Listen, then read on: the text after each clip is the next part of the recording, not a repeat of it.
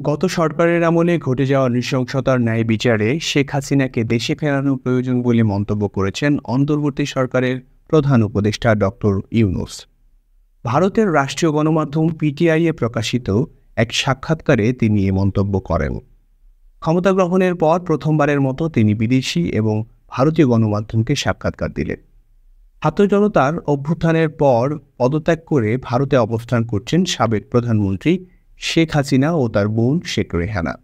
তার পদত্যাগের পর বাংলাদেশের অন্তর্বর্তীকালীন সরকারের প্রধান উপদেষ্টা হিসেবে দায়িত্ব নিয়েছেন নোবেল বিজয়ী অর্থনীতিবিদ ডক্টর মোহাম্মদ ইউনূস।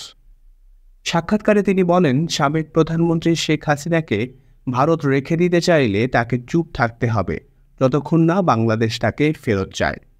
ডক্টর ইউনূস আরও বলেন, ভারতে তার অবস্থানের কারণে কেউ স্বাচ্ছন্দ্য বোধ করছে না, কেননা আমরা তাকে ফেরাতে চাই। তিনি সেখানে থেকে যেসব কথা বলছেন তা সমস্যা সৃষ্টি করছে। তিনি যদি চুপ থাকতেন তাহলে আমরা ভুলে, কিন্তু তিনি ভারতে অবস্থান করে বিভিন্ন নির্দেশনা দিচ্ছেন। বিষয়টি কেউ ভালোভাবে নিচ্ছে না।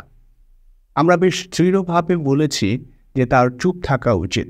এটি আমাদের প্রতি অবন্ধসুলভ আচরণ। তিনি যে সেখানে আশ্রয় নিয়েছেন এবং সেখান থেকে প্রচারণা চালাচ্ছেন, এমন নয় যে তিনি স্বাভাবিক পথেই সেখানে গেছেন। জনগণের অভ্যুত্থান এবং জনরোষের কারণেই তিনি সেখানে যেতে বাধ্য হয়েছেন। তিনি বলেন, অন্তর্বর্তীকালীন সরকার শেখ হাসিনার আমলে হওয়া নৃশংসতার ন্যায় বিচার নিশ্চিত করতে প্রতিশ্রুতিবদ্ধ এবং এজন্য শেখ হাসিনাকে দেশে ফেরানো প্রয়োজন।